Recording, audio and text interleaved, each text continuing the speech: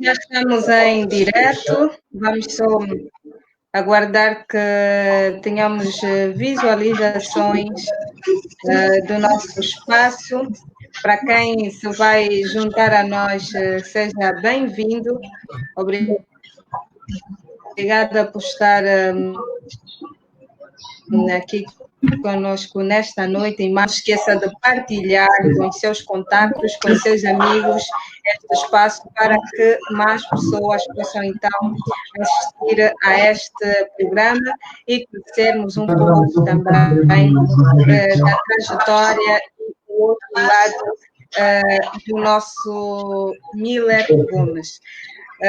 Vamos aproveitar aqui também para ir partilhando em outras plataformas para que mais pessoas nos possam assistir e juntar-se a nós nesta noite. Vou passar a dar Miller Gomes e agradecer pela disponibilidade de partilhar conosco este serão de quarta-feira e contar-vos também um pouco da sua trajetória desportiva. Boa noite, mais uma vez, e bem-vindo. Boa noite, Miriam Jai. É uma satisfação estar aqui deste lado e poder conversar consigo dentro daquilo que é o âmbito da conversa, não é? que programou para esta noite. Portanto, mais uma vez, grato por ter sido escolhido e vamos então dialogar. Muito bem. A regra do nosso espaço é que o convidado comece por apresentar o seu bilhete de identidade. Queremos saber o seu nome completo, onde é que nasceu e a idade, se não for indiscrição. Olha, não há indiscrição nenhuma. Começo pela idade, portanto, meio século agora, portanto, 50 anos este ano. Um bocado de barba branca já. Eu sou, na verdade, o meu bilhete é João Cláudio de Almeida Gomes, nas lides desportivas conhecido como Miller Gomes. Sou casado, nasci em Luanda, apesar de ter descendência dos pais, dos avós de Malange, considero-me uma metade de mim malangino. Portanto, 1,70 m, fui um ex-praticante, joguei futebol, sou treinador, exerço agora uma função de diretor técnico na Federação. Portanto, esse é o meu BI na extensão, vamos assim dizer, pessoal e profissional. Muito bem. Como é que começa a trajetória de Miller Gomes no desporto? Com quantos anos? Onde é que foi? Como é que despertou esse seu bichinho pelo futebol? Olha, como qualquer um de nós, enquanto criança, praticou, portanto, desporto nas ruas, com o pé descalço, enfim, sem camisa. Eu não fugia à regra, portanto, nasci no bairro Prenda. Tínhamos espaço e tempo, e todo o tempo do mundo para jogar a bola. Obviamente que isto é sempre o pontapé de saída para qualquer um de nós, e nós enquanto crianças, mas de facto o futebol começou a despertar em mim na altura dos caçulinhas da bola. Também fiz parte deste grande movimento desportivo nacional. Foi lá onde joguei os meus primeiros jogos oficiais, podemos assim dizer, no futebol. E depois daí em diante foi seguir, portanto, uma carreira.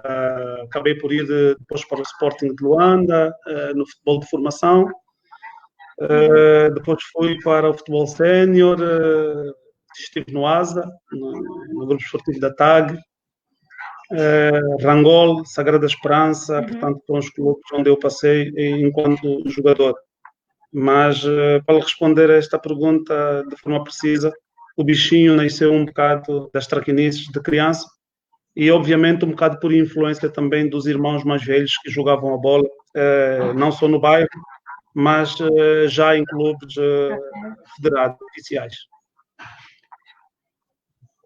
Muito bem. Nesta altura desta trajetória toda que nos contou, exatamente com quantos anos é que passa a jogar futebol federado? Olha, tirando aquela parte das gasolinhas da bola, que aos 12, 13 anos, depois aos 14, 15 vou para o Sporting de Luanda. E aí sim, de forma oficial e federado, comecei a prática desportiva, e foi aí onde depois dei o pontapé de saída para o futebol. Muito bem. Para quem se calhar é mais jovem e conhece Miller Gomes apenas, conheceu Miller Gomes já na fase como técnico de futebol, para conhecer um pouquinho mais do passado como jogador de futebol, qual era a posição em que jogava e conte-nos um pouquinho da sua trajetória desde os escalões de formação até ao futebol profissional, ao futebol sénior. Olha, eu sempre joguei avançado, sempre joguei como extremo, ou na esquerda ou na direita, dependendo muito daquilo que era a necessidade que a equipa tinha, porque felizmente eu tinha essa versatilidade, a vontade de jogar, quer com o pé esquerdo como com o pé direito, mas sempre fui avançado. Era um jogador extremamente rápido. Aliás, eu no futebol fui apelidado de Flecha, foi o meu primeiro nome, digamos, desportivo. E quem jogou comigo, quer nos caçulinhas, quer nos juvenis e nos júniores, até hoje me conhece como Flecha. Portanto, e me foi dado esse nome por causa da minha velocidade. Então, eu sempre fui um jogador com características ofensivas. Pronto. Depois foi mais ou menos o ajustar, como lhe disse, em função daquilo que eram as necessidades de cada clube. Mas, já a terminar, por exemplo, a minha carreira no Sagrada Esperança, eu tive um treinador que acabou por me usar muitas vezes a jogar como lateral, mesmo para aproveitar esta minha velocidade. Então eu saía de trás para frente e tinha margem de progressão e até mesmo para surpreender os adversários. Mas assim, como eu posso dizer, a minha posição específica mesmo portanto, extremo. No clássico 4-3-3, eu jogava sempre numa das alas. Muito bem, muito bem. Lembra-se ainda da primeiro jogo oficial que fez como jogador na sua primeira equipa? Como é que foi esse jogo? Quem defendeu? Ainda lembra-se? Tenho uma vaga ideia. Eu tenho um momento que como é que se diz, como é que eu vou dizer, que foi muito marcante para mim. Foi ainda nos caçulinhas da bola, eu era muito pequenito. Lembro-me que num dos jogos no campo como é que se chama, do Tambizanga, eu entrei, portanto estava no banco, o treinador pôs-me a jogar, mas a equipa adversária era muito, muito grande, os jogadores tinham também muito... Eu quase não tocava na bola, portanto, e 10 minutos depois eu entrei, e 10 minutos depois o treinador disse: não, Miller, este não é o jogo para ti, portanto, e tirou-me. Claro que fiquei revoltado, mas passado hoje não sei quantos anos, percebo bem a atitude daquele treinador. De forma oficial, lembro-me, foi no Sporting de Luanda e foi muito marcante para mim este jogo. Foi no campo do Ferrovia, onde nós, para além de termos vencido o jogo, marcou-me porque acho que marquei daqueles golos que a gente considera serem de antologia. Portanto, só quem esteve naquela altura, naquele momento, consegue perceber a dimensão daquele golo. Mas foi mais ou menos do meio campo, o guarda-redes sai de forma extemporânea, eu chego primeiro na bola a meio do meio campo e quando vejo o guarda-redes a sair de forma extemporânea, de muito longe como a gente chama, né, um chapéu, e pronto, isto marcou-me e até hoje não me esqueço, além de ter o golo da forma como foi, mas também por ter sido o meu primeiro jogo oficial, digamos, E ficou, portanto, na minha retina esse momento. Muito bem. Lembra-se ainda de algum desafio nesta fase que lhe tenha marcado muito pela negativa? Algum momento em que pensou em desistir do futebol? Não. Eu, muito sinceramente, qualquer coisa que tivesse acontecido, a vontade de jogar, de vencer, foi sempre superior. Não tenho assim um momento que me tenha marcado ao ponto de dizer assim, vou desistir. Não.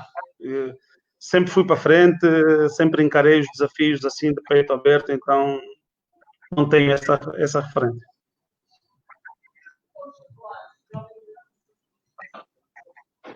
Muito bem.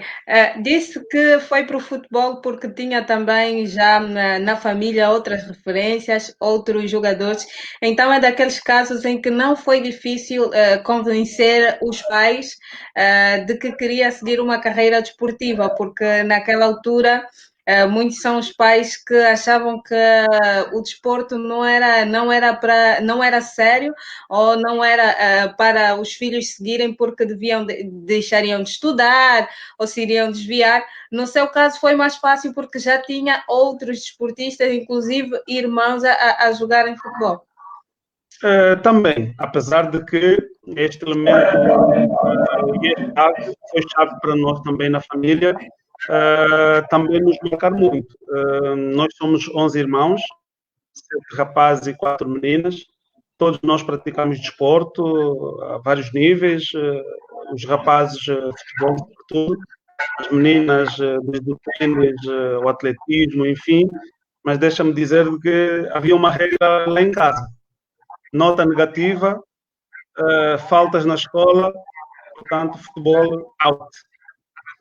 Então, okay. Este cumprir e esta necessidade de responder a essa exigência do pai fazia com que nós também tivéssemos como é que se diz? Um respeito muito grande e autossuperação. Já sabíamos que se viéssemos com uma nota negativa da escola, se houvesse alguma queixa da parte de um vizinho que nós nos portamos mal no jogo, coisa do género, portanto, era-nos retirado. Felizmente nunca tivemos problemas, nós todos acabamos por praticar o futebol ao mais alto nível, os nossos pais sempre nos incentivaram, portanto, encontramos sempre neles aquele suporte necessário.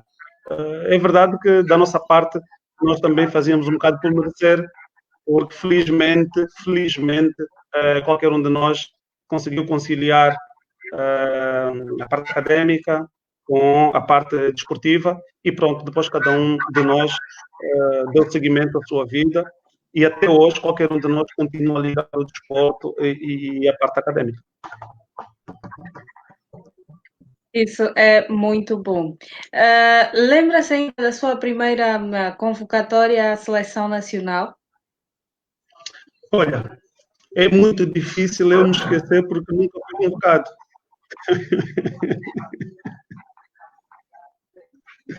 E pode nos contar um pouquinho sobre isso?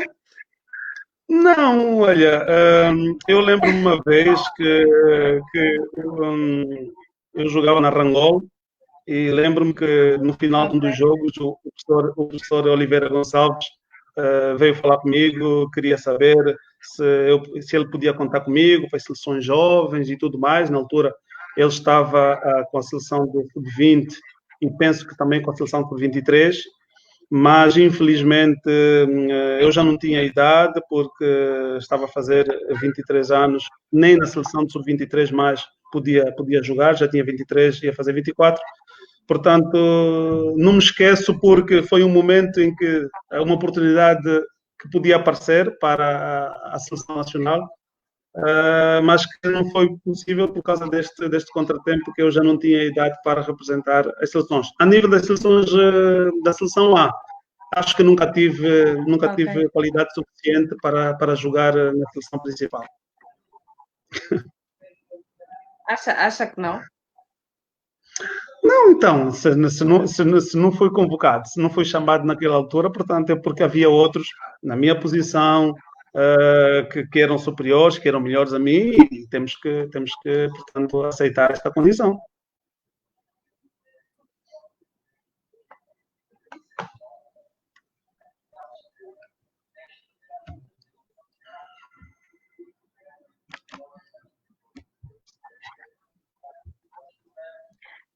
Eu acredito que é mais pela parte da sua resposta.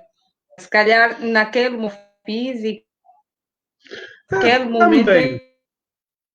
Não, mas em específico, não pelas suas valências em particular. sim, mas de verdade seja dita, naquela altura nós tínhamos Pois, a vamos, seleção muito forte. vamos.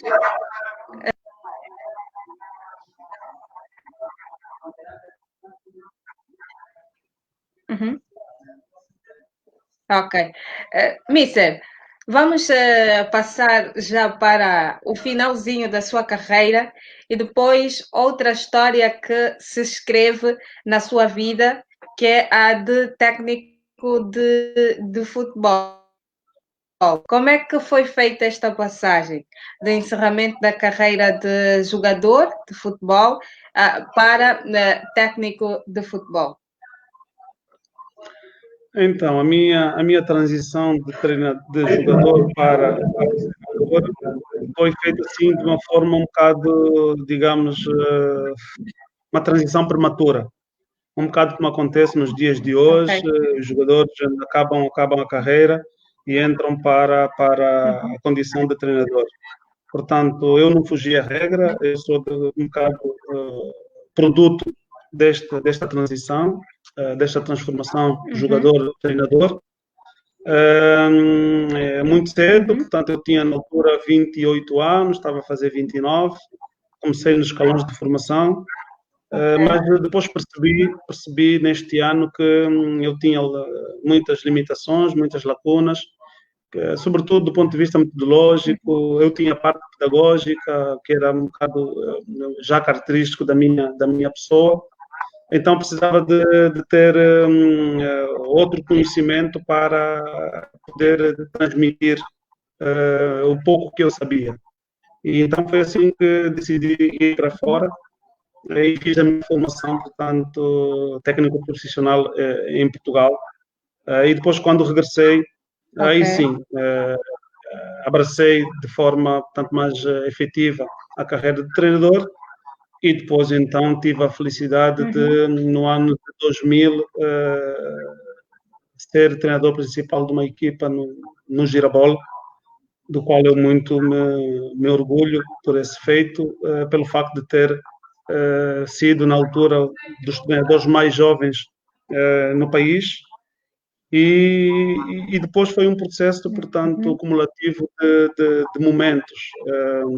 Treinei a equipa do Benfica de Luanda, depois fui para a seleção feminina, estive no 1º de agosto, estive no Petro, voltei às seleções jovens, voltei ao Petro, estive no Libolo, portanto, depois é aquele percurso que hoje grande parte das pessoas já conhecem, não é? Mas o meu começo foi por aí. Transição jogador-treinador, processo de formação, e depois, com o processo de formação, então, com qualidade, dei, de facto, início a uma carreira mais estável, mais consolidada, e foi assim que fui galgando terreno e até chegar aos dias de hoje, continuo com a mesma vontade de treinar e com a mesma vontade de aprender. Muito bem. E vamos falar de seleção, porque falávamos de seleção na altura em que foi jogador de futebol. Como treinador, a história foi diferente. Sim, como treinador a história foi diferente. Tive o privilégio de ser selecionador nacional por muitos momentos. A primeira delas no futebol feminino, uma realidade e um contexto completamente diferente daquilo que eu estava inserido. mas que, pronto, tive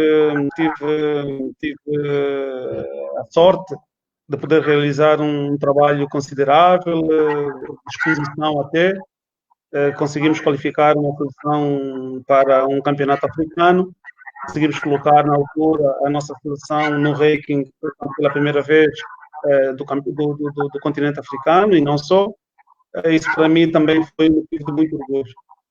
Depois foi a minha inserção, portanto, no futebol de formação.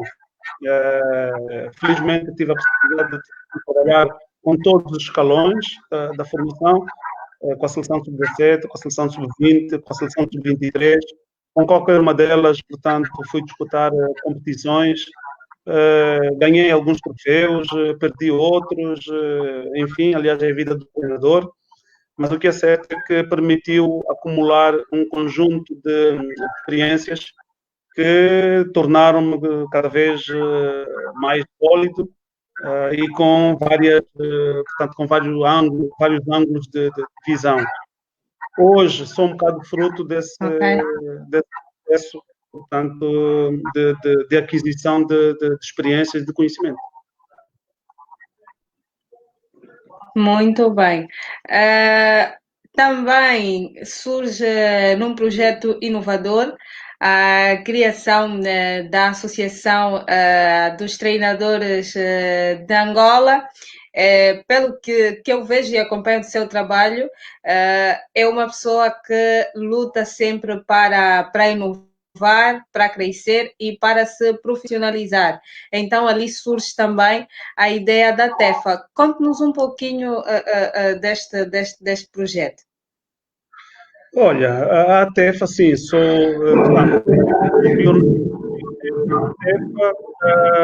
num segundo período.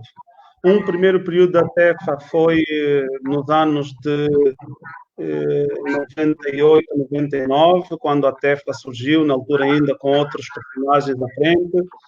Na altura eu ainda era um principiante na carreira de treinador e um mero, portanto, como é que se diz, sócio. Depois a TEFA teve muito tempo de inatividade, cerca de 10 anos, se não me engano. Aí depois veio essa segunda vaga, onde, felizmente, um grupo de treinadores decidiu voltar a dar corpo a uma associação de classe, que nós todos nos revíamos nela. Então fiz parte deste elenco, liderado pelo professor Zé Camaral, e onde despontam outros membros de direção, o professor Mário Calado, enfim, Vera Gonçalves, João Machado, o Tramagal, portanto, um conjunto de treinadores que deram corpo a este projeto. E também porque faço parte de uma elite, digamos, de instrutores, não só local, mas também da CAF, que de alguma forma, e é um bocado, há pouco quando falei daquela minha parte mais pedagógica, tem um bocado a ver com um bocado aquilo que foi a minha vivência enquanto jovem. Portanto, eu lecionei, fui professor, tenho esse condão aqui comigo, que é transmitir, que é partilhar informação ou conhecimento. Então, carrego com ela até hoje. E enquanto treinador, deixo de ser um formador.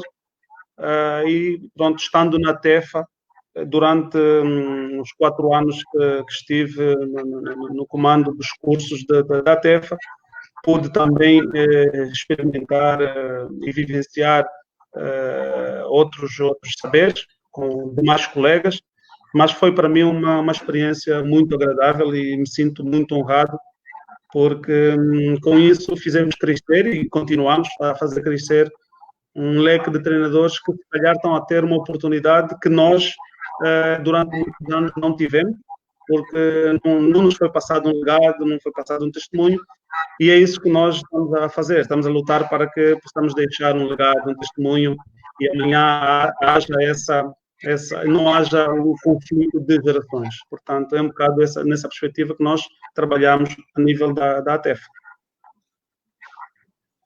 Muito bem. E eu já iria para o lado dirigismo, agora como diretor técnico da Federação Angolana de Futebol, e chega também uma questão colocada por um internauta, está aqui na tela. Quer saber Uhum. se Miller Gomes já não vai continuar como treinador e vai ficar apenas pelo dirigismo. Bom, vamos lá ver. É importante distinguir as coisas. No caso do diretor técnico, aliás, uma das premissas para ser diretor técnico é tu seres treinador de futebol. Eu continuo treinador de futebol. Eu fiz um desvio estratégico, vamos assim dizer, necessário na minha carreira, porque entendo que está na hora de nós construirmos um paradigma diferente a nível do contexto nacional, dos treinadores, do nosso processo de formação. Tanto alguns de nós vamos ter de trilhar durante algum tempo um determinado caminho para permitir que, de facto, a classe de treinadores possa, de uma vez por todas, se afirmar e possa também se impor a um determinado nível. O cargo de diretor técnico é de suma importância, portanto, de extrema importância na vida dos treinadores, na vida de qualquer uma das federações.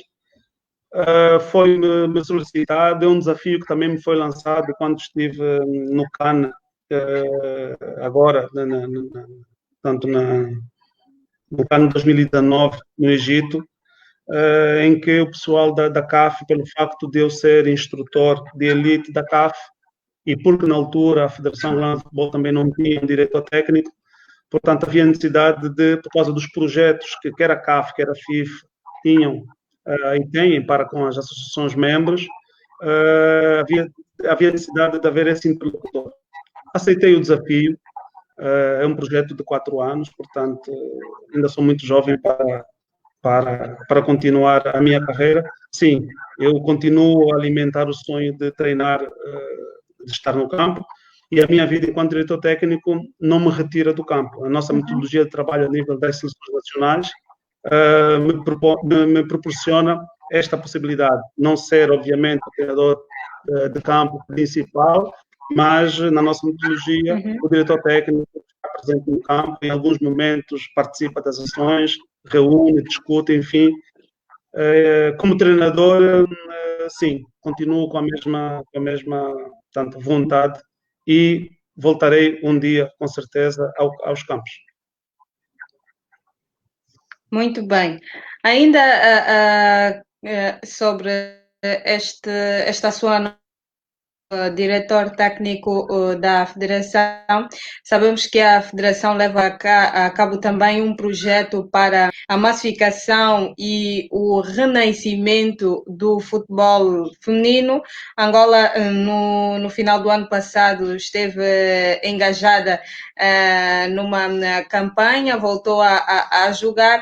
O que é que tem a nos contar em do renascimento do futebol feminino em Angola? Olha, como sabe, há toda uma necessidade de se responder àquilo que são as premissas que a FIFA e a CAF desafios para as federações. O futebol feminino em Angola já teve momentos de glória. Nós temos potencial, posso lhe garantir que nós temos potencial a nível do futebol feminino, e era preciso então voltar a dar-se uma nova imagem, uma nova roupagem.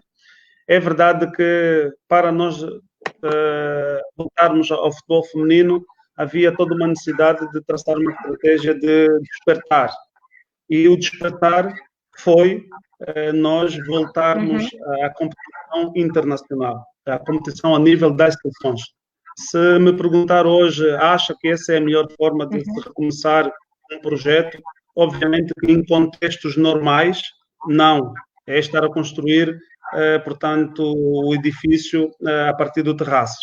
Mas nós temos um contexto muito atípico, onde temos que encontrar, de alguma forma, soluções, caminhos que possam sustentar ou permitir, então, o arranque de qualquer projeto.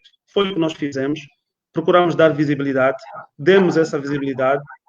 A FIFA hoje e a CAF olham, portanto, de forma diferente, porque nós apresentamos programas de desenvolvimento e mostramos que era possível. Portanto, a partir de agora é caminhar, é desenvolver isto. Acima de tudo, nós não colocarmos, como a gente costuma dizer, os bois à frente das carroças. Todos os projetos precisam de tempo, de margem para consolidar. Então, nós estamos numa fase em que estamos a recolher não só informações, estamos a criar condições para que, de facto, o futebol feminino, quando surgir ou quando ressurgir, ela tenha pernas para andar por si só. E não pode ser a depender de seleções nacionais. O futebol feminino tem de depender de clubes. Se queremos massificar, portanto, a massificação não é no topo, a massificação é na base. E é o trabalho que estamos a fazer também de base. Claro que é um trabalho invisível, as pessoas não têm acesso a muita informação, mas é próprio, é natural. Quando nós sentirmos que temos tudo isso consolidado e que as coisas, sim, têm pernas para andar, a seu tempo os programas e projetos vão surgir, mas posso lhe garantir que nós temos tudo bem alicerçado. Pena foi o surgimento agora da Covid, como é natural, e que não nos deixa fazer muitas coisas. Mas o projeto a andar, as APFs têm muitas informações, há questionários que foram lançados, há visitas que estavam a ser feitas, mas que infelizmente tivemos que tudo parar por via da Covid. Ok. Temos aqui mais uma pergunta de um dos nossos internautas, o Romândio, vou ler a partir do meu telemóvel, que quer saber se a FAF tem um departamento de scouting. Olha, a FAF não tem um departamento de scouting. Nós temos, em algumas equipas técnicas, elementos que fazem o trabalho de scouting. Como deve compreender, nós estamos numa fase de reestruturação e tudo vai levar o seu tempo. Deixa-me também dizer, nós também, e verdade seja dita, e temos que conviver com isto, é preciso, e estamos nesse processo também de formação. Nós não temos também muitos especialistas que dominam a área do scouting na sua essência. Uma coisa é ser um olheiro, uma coisa é, portanto, ser treinador, ir observar um jogo e trazer algumas informações. Outra coisa é tu seres um scouter que tens de dominar um conjunto de ferramentas, de dimensões, de elementos que podem, portanto, depois concorrer e contribuir para aquilo que é, de facto, um departamento de scouting. Estamos num processo, mas, para responder, a Federação não tem uma área de scouting, há elementos que fazem o trabalho de scouting em determinadas equipas técnicas. Ok. O nosso internauta coloca uma segunda questão e ele quer saber se a FAF trabalha ou aprecia o trabalho dos diversos sites de notícias que acompanham jogadores angolanos na diáspora.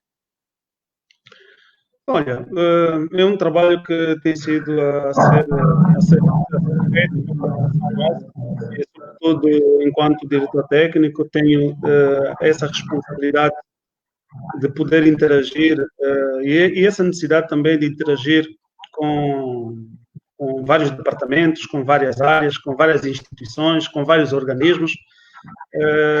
Volto a dizer, infelizmente a Covid veio, não é justificação para tudo, obviamente que não, mas, por exemplo, nós estávamos a ter já contactos com universidades, estávamos a ter contactos com clubes, nós já interagimos com o pessoal que trabalha com esses portais, inclusive já foi postado na minha página pessoal e não só, até mesmo no âmbito do projeto Mentebol, nós já produzimos alguma matéria do género. Agora é como tudo, paulatinamente, gradualmente, lá está, nós temos o hábito de, no futebol, por causa da emoção, nós queremos que as coisas aconteçam assim num estalo. Não é possível. mas estamos atentos a tudo isso. Temos contacto, sim, e lidamos com todos e estamos abertos para isso.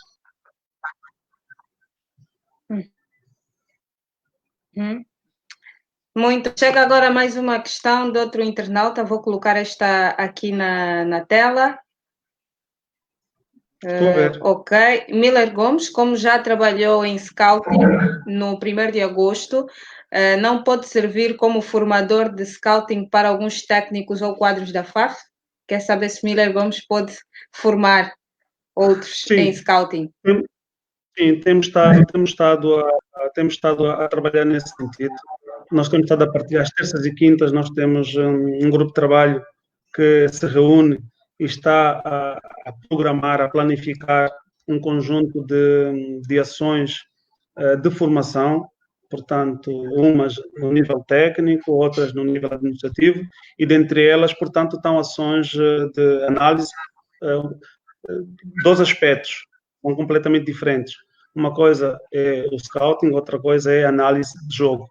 Até aí nós também estamos com essas preocupações e vamos ter um conjunto de palestras que estão a ser preparadas para a observação e análise de jogo, para scouting, que tem a ver com o jogador e tudo mais, e depois aquela área mais técnica de treinadores.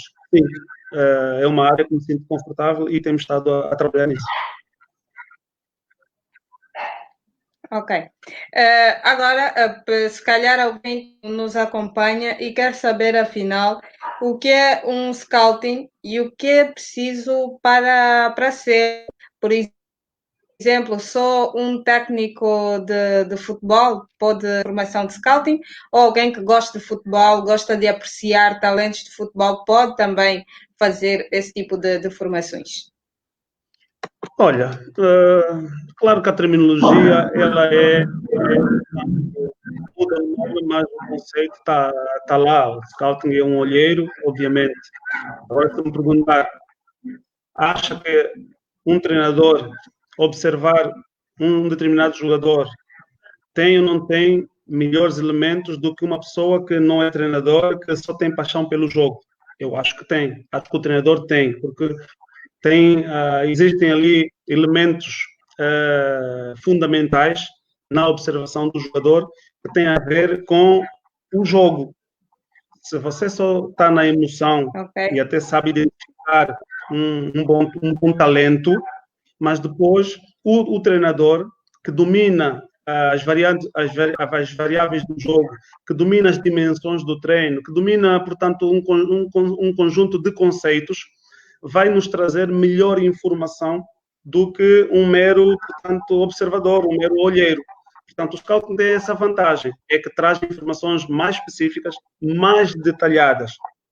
Agora, se me perguntar, todos eles fazem o trabalho? Sim, cada um faz o seu trabalho, dependendo daquilo que eu preciso, que respostas eu preciso.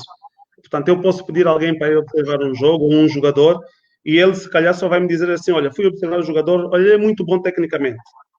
Olha, ele é muito forte fisicamente. Só isso, provavelmente, para uns basta, mas para outros já não basta. Para um clube, por exemplo, de alto rendimento, de elite e tudo mais, você já precisa de outros elementos. Como é que este jogador compreende o jogo? Qual é o tempo de salto dele? Qual é a explosão que ele tem? Portanto, isso, nem todos têm essa capacidade de avaliar. Portanto, apesar de ser uma avaliação em que nós não conseguimos mensurar, mas nós treinadores temos essa valência, essa capacidade de poder avaliar e depois traduzir isso em relatórios para as necessidades. É essa a diferença. Ok, muito bem. Temos mais aqui uma questão.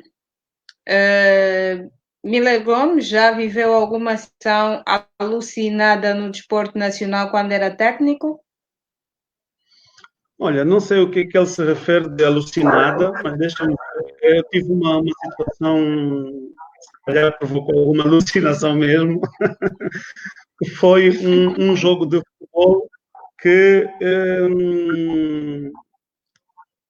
começou 15 minutos depois, pelo facto dos dois guarda-redes não quererem entrar, e obrigou o árbitro a expulsar os 2 guarda-redes antes do jogo começar e o jogo ter começado com 10 de cada parte. Deixou-me alucinado porque nunca aconteceu em parte alguma num jogo de futebol ao iniciar com 10, nem devia valer esse jogo, pelo menos. Pronto, mas esse é um momento que me deixou atônico e pronto, daquelas Mas coisas as regras permitem isso? Não, o jogo de futebol ao inicial é 11 contra 11, salvo se você não tenha jogadores no banco, por exemplo, a tua equipa só tem 7, aconteceu qualquer coisa com o autocarro, aí sim. Agora, quando tem um banco, quando tem, não. Portanto, retira, coloca o outro e começa 11 contra 11. Eu acho, salvo se eu também estiver errado, e não sei, se estiver errado, portanto, algumas pessoas vão poder corrigir, sobretudo aqueles que dominam bem as regras das leis do jogo, os árbitros. Se tiver aqui alguém a acompanhar, pode nos ajudar. Exatamente, porque eu também achei assim uma situação inusitada terem as duas equipas começado o jogo já com 10 elementos, né? Salvo outra interpretação, esta medida tomada pelo árbitro é inédita. Por acaso foi inédita, foi. Mas pronto, lá está, coisas do futebol. Exato. Vamos perguntar, coisas de futebol, vamos perguntar aqui ao nosso craque, antigo guarda-redes da seleção, que agora juntou-se a nós e cumprimenta. Boa noite também, João Ricardo. Se tiver alguma situação parecida ou se sabe alguma coisa sobre esta questão de as duas equipas começarem os jogos já reduzidas a 10, porque os 2 guarda-redes não queriam entrar, então dali foram expulsos e as duas equipas ficaram reduzidas. Enquanto isso, vamos continuar a nossa conversa e saber desta situação que agora estamos a passar, da pausa longa que as nossas equipas vivem. Como técnico de futebol, o que é que acha que isso vai pesar na prestação das equipas quando se retomarem as competições? Bom, aqui um conjunto que têm que ser primeiro acauteladas, vistas e revistas, porque é verdade que estamos a viver um momento complexo, delicadíssimo, e que vai requerer de todos nós, enquanto profissionais, bastante engenho para contrapor esta situação. A minha primeira preocupação não vai no recomeço, vai nesta paragem, portanto, prolongadíssima, que obviamente já provocou muitos danos, quer do ponto de vista social, quer do ponto de vista desportivo, quer do ponto de vista, como é que eu vou dizer, mental. Isto já criou muitos distúrbios.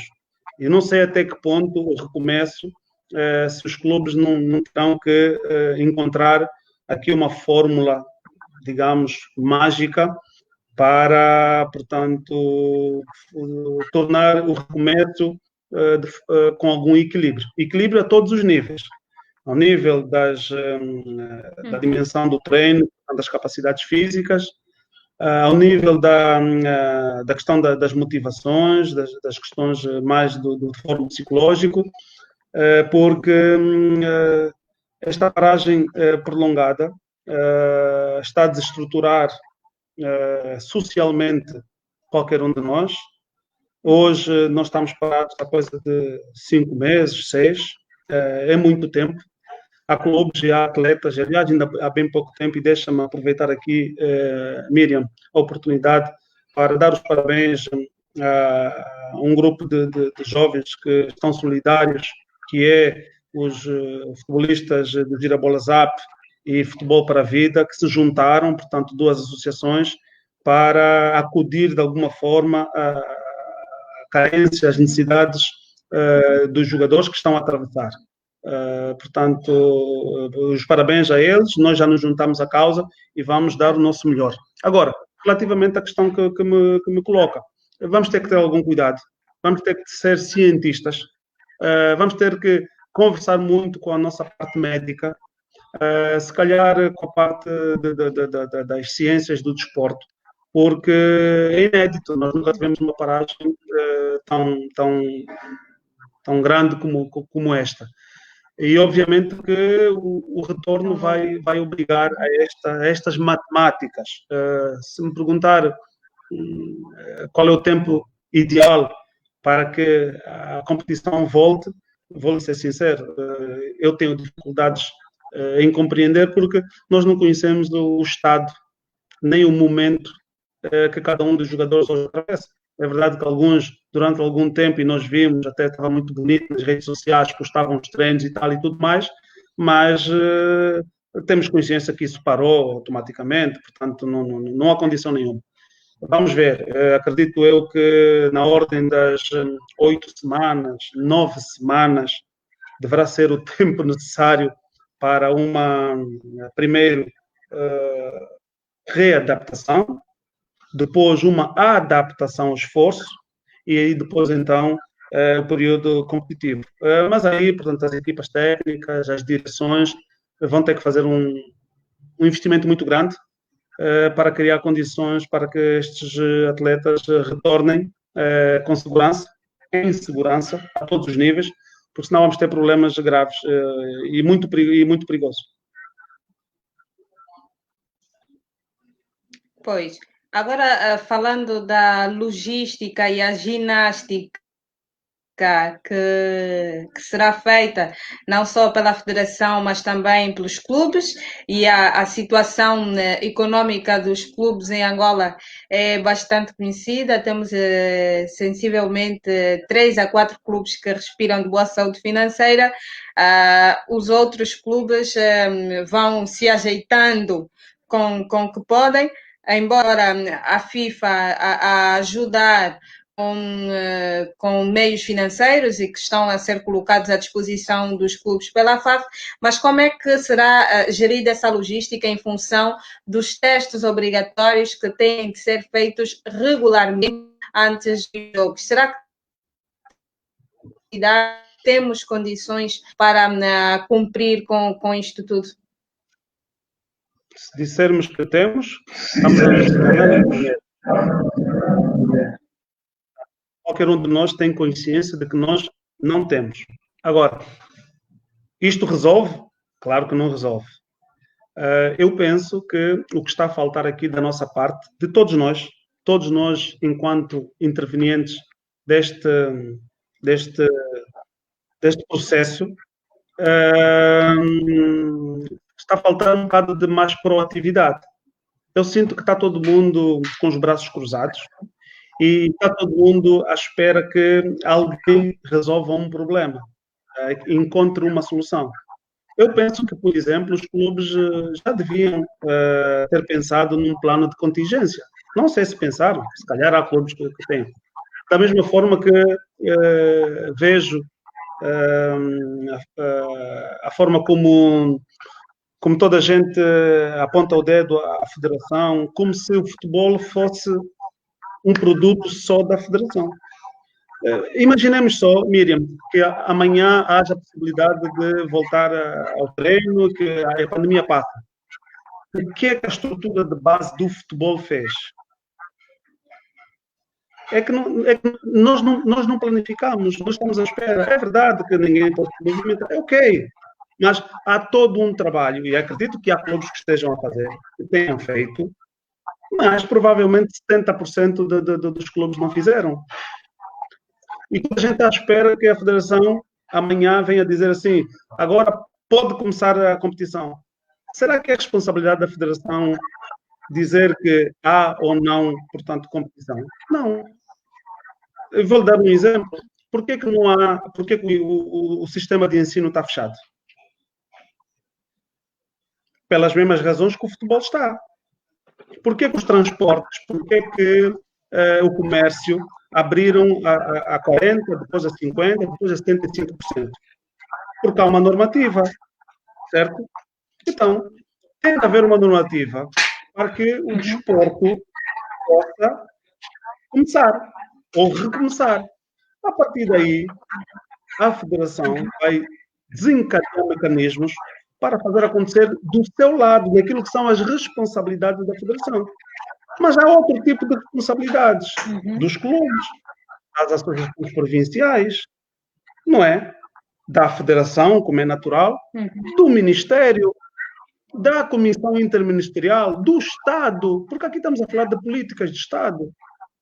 Portanto, é essa compreensão que nós às vezes não temos e não conseguimos estratificar. Então, colocamos a questão do desporto, do futebol, em particular na Federação Angolana de Futebol, quando todos nós somos agentes e temos que encontrar soluções para o desporto. Outra questão que, por exemplo, posso lhe dizer é esta zafamada que foi levantada da FIFA, e compreendo, mas se nós tivéssemos tratado de forma diferente, e se os agentes, quer a comunicação social, quer os clubes e tudo mais, tivessem um bocado mais de ponderação, um bocado mais de calma, se calhar, na minha opinião, nós podíamos encontrar um caminho diferente. O problema é que nós colocamos tudo na marra, e um caminho diferente poderia ser deste bolo que está a ser e foi injetado para a Federação.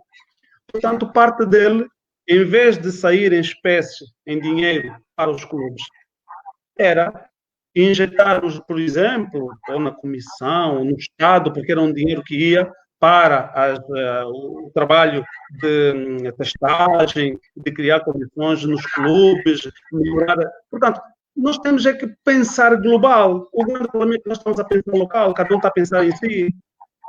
Portanto, e estas questões todas do futebol, porque elas mexem com a emoção, às vezes escondem a razão. E eu continuo a dizer, quando nós continuamos a tratar o futebol com a emoção a 70% e a razão a 30%, obviamente que grande parte das decisões serão, de alguma forma, menos sustentadas. Esta é a minha opinião muito forte. Ok, muito bem. Temos aqui mais uma questão, voltando ao tempo de atleta de Miller Gomes. Quer saber se Miller Gomes tem mantido contato com os antigos treinadores que teve na Rangol. Olha, este camarada que está aí a fazer esta pergunta, deixa-me lhe dar um grande abraço. Vive nos Estados Unidos, foi nosso preparador físico, portanto, a ele nós devemos um bocado tudo aquilo que a Rangol fez, porque não há dúvidas nenhuma que ele é um personal trainer. Aliás, continua a desenvolver esta atividade nos Estados Unidos. Kadaf, grande abraço.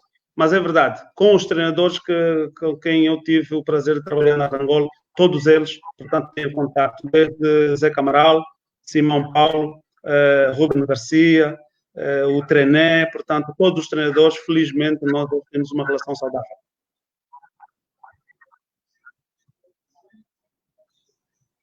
Muito bem, muito bem. Ai, o tempo corre, o tempo voa. Tempo voa. Estamos a chegar ao fim dessa nossa conversa agradável aqui nesta noite com o Miller Gomes. Eu vou querer saber de Miller Gomes se sente realizado.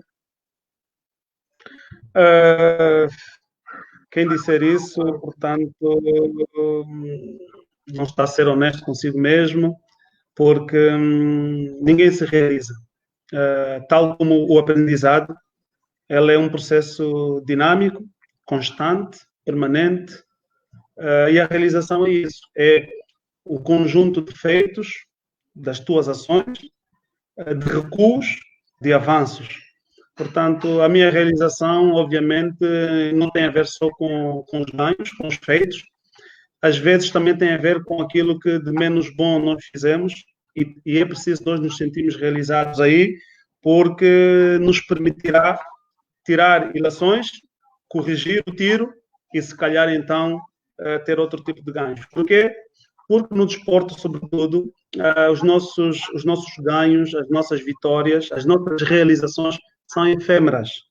Tu ganhas hoje, mas no dia seguinte tu já tens de voltar a preparar para voltar a ganhar outra coisa. E o teu ganho de ontem, se não tiver consolidado e se não for consubstanciado com outras vitórias, esquece, não tem valor absolutamente nenhum. Portanto, não sou realizado, não acredito que me vá realizar um dia, acredito eu que eu esteja num processo de realização permanente. Ok, muito bem. Eu não fiz uma pergunta que devia ter feito antes, mas nunca é tarde. Quero saber se tem algum filho que está a praticar futebol, que está a seguir os passos do papá. Olha, assim de forma, digamos, oficial, não. Jogou até aos juvenis, não passou disso. Teve no ASA, teve no Petro de Luanda, mas depois teve de ir para fora, portanto, onde está a estudar, está a fazer, portanto, direção desportiva, mas não tenho nenhum filho a praticar desporto. Tenho uma filha, a mais velha, que inventava de ser treinadora quando era menininha, lá no bairro, um bocado por influência, mas não tenho ninguém que sai a mim a jogar bola. Ela imitava mais aquilo que o pai fazia, né? E depois saiu dessa. Olha, o irmão ficava zangado porque volta e meia ele tirava o irmão do campo e depois os dois iam a discutir para casa. Papá, a minha mãe tirou-me do jogo. Sim, eu é que sou a treinadora, eu é que mando, eu é que sei quem é que entra e quem é que sai. Ela fazia prevalecer a condição dela de mais velha e de treinadora. Sim, senhora. Muito bem.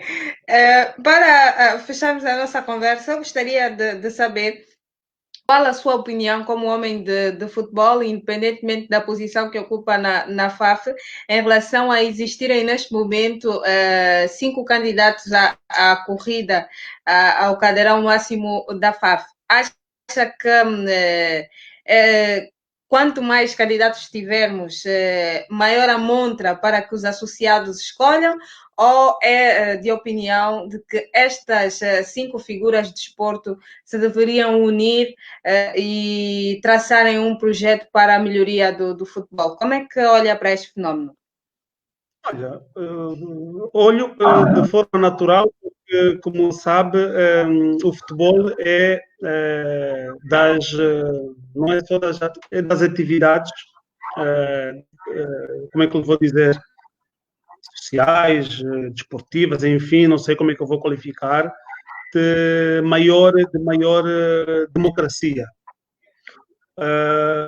Portanto, eu penso que qualquer um deles que se prontificou à corrida tem os seus ideais, tem os seus valores, e qualquer um deles, se não se junta, é porque acha que alguma coisa diferente quer fazer. De qualquer das formas, também penso que é um número considerável, tendo em atenção o número de agentes desportivos qualificados que nós não temos. Então, 5, 6 é um número. Eu acho que 3 poderia ser, se olharmos para a quantidade de pessoas, portanto, especializadas nesta área do desporto e que podiam, de alguma forma, contribuir de facto para o crescimento do futebol. Muito bem. Uma mensagem que vamos passar para os telespectadores do programa Matabicho da TPA, para os seus fãs, para os jovens que querem seguir a trajetória no mundo do futebol, como atletas ou como técnicos, e para os angolanos no geral, qual é a mensagem que fica? Olha, uma mensagem primeira é relativamente à Covid, temos que aceitar. Estamos a viver uma nova realidade, temos que nos cuidar, mas temos que enfrentar com consciência. Por outro lado, como cidadão, portanto, valores. É preciso nós resgatarmos valores e princípios para que possamos, de facto, construir uma sociedade mais equilibrada, com melhores cidadãos, e que, de alguma forma, possamos ser mais solidários. Portanto, essa é a mensagem que deixo, de confiança, de esperança, acreditando sempre de que o dia da manhã será melhor e que o futebol não acaba amanhã mesmo. Ok. Muito obrigada, Miller Gomes, por ter dispensado 1 hora do seu tempo para conversar conosco, deixar-nos conhecer um pouco do outro lado, do técnico de futebol, do antigo jogador e do diretor técnico da FAF, para também sabermos um pouquinho do outro lado deste homem. Nós vamos continuar aqui do outro lado a torcer que tudo corra bem e a acompanhar o seu trabalho. Obrigado. E quando falou em outro lado, até pensei que ia falar do outro lado do título, que é um livro que eu publiquei quando fui campeão. Portanto, uma boa noite para todos vocês. Muito bom, muito obrigada. Boa noite também para si, boa noite a todos que nos acompanharam. Não se esqueçam de partilhar esta live com os seus amigos para que mais pessoas possam acompanhar esta rica conversa com Miller Gomes. Continue a seguir-nos, ela tem a bola toda, Instagram Miriam Jai _oficial e subscreva o nosso canal no YouTube Miriam Jai, onde estes vídeos ficam todos lá guardados para que você possa assistir novamente quando quiser. Agradecer também a Sport Winners, nossa parceira na produção deste programa, uma empresa virada para a organização de eventos esportivos e agenciamento de atletas e técnicos de futebol. Um abraço grande, continue a cumprir com as medidas e a proteger a si e a sua família da Covid-19. Estaremos de volta na próxima quarta-feira. Tchau, tchau.